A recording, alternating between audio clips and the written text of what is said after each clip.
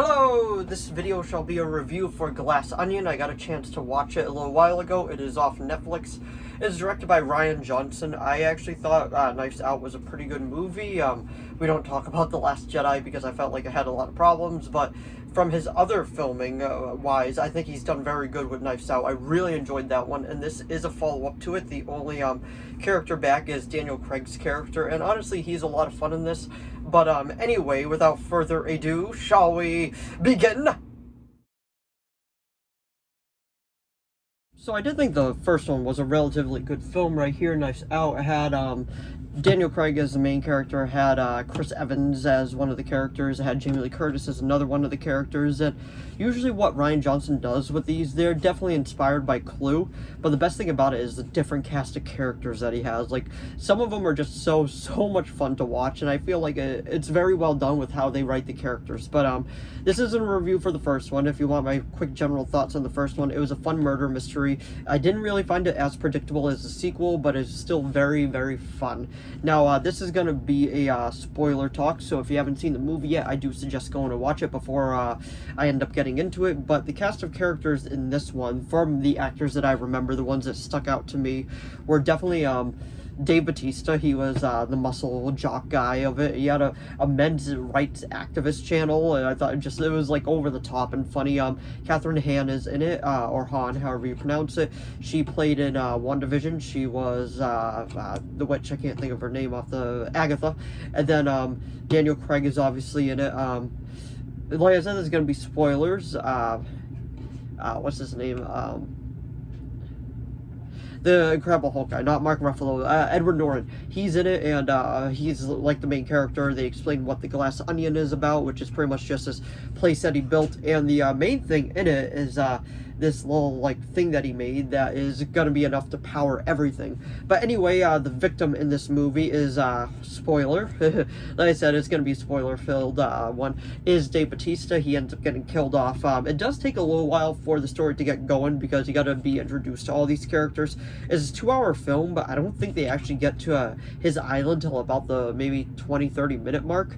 Now, I did find the twist predictable, which, spoiler alert, the killer is Edward Norton's character, but we're not intended to believe that till later on. But with the way that they twist the twist, I thought was pretty well done, because I always love when I find it predictable, but when they twist it and I'm like, oh, I didn't see that coming, like the way that they twisted it, I was like, okay, that was actually pretty cool, and I can actually get behind the way that they decided to just go about twisting it. They're like, I approve of that. That's cool. So the way that they went about it is they led us to believe that one of the other guys were the killer, and Edward Norton was the one trying to survive, because everybody had their own reason to hate Edward Norton's character, and I felt like most of the backstories were pretty like understandable on why they would hate this guy, especially the lead one, which we later on find out that is actually the twist, and that's actually her twin sister, because the other one did die. So I'm like, okay, that is cool. That is actually a very cool twist that I didn't see coming, and I really like the way that you decide to go about twisting it. See, that's why I always love when they do a twist on a twist. But in my opinion, before I get really sidetracked, the best twist of all time is The Sixth Sense. Up there too is probably Saw and Fight Club, all good. Ironically, also starring Edward Norton, if I remember right. It's just comical that he's in 2 movies with a big twist. But it's a fun movie. It does move a little slow at times, but when they really get into it and the mystery dynamic, I feel like that's where it shines, the mystery dynamic. Not really sure which way it's going to go. Who's actually the killer? Oh, I knew that was a killer, but okay, you did, but did you see this twist coming that it actually was this person instead? I'm like, okay, I like that. But if I'm gonna rank it next to the first one, I do think the first one is better, but I still feel like this one is a relatively good movie. I would probably give it a 7 out of 10. Like, it is an enjoyable watch. It is fun to watch. It is just completely just fun. I don't really know how else to describe it. If you didn't like the first one, you probably won't like this one, because Rian Johnson does have like just a definitive way of filming stuff, and I'm like, okay, I can get behind it. Even though I wasn't a huge fan of The Last Jedi, I think the filming ways, the way that he went about it, was very beautifully done, and I gotta love his cinematography. Like, it is so nicely done. Say what you want about the way that he handled Star Wars, but still the way that he films is still just very nice. And let me know down in the comments below if you called who the killer was before you ended up getting to the reveal.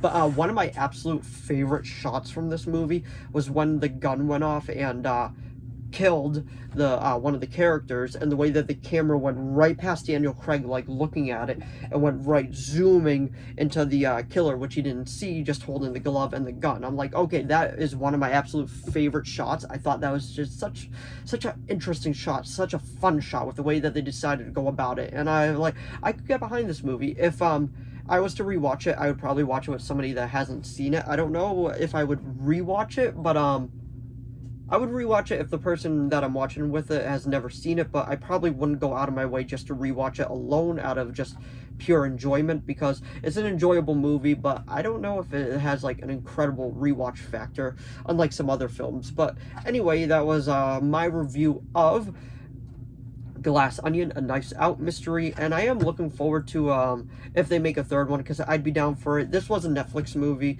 It did have a limited release into theaters, but I know it came out last year and I just got around to watching it. But if you haven't watched it, I do recommend it. Giving it a one-time watch is definitely worth it, and especially if you liked the first one, you'll end up liking this one. But anyway, that's my review of Glass Onion, A Knives Out Mystery.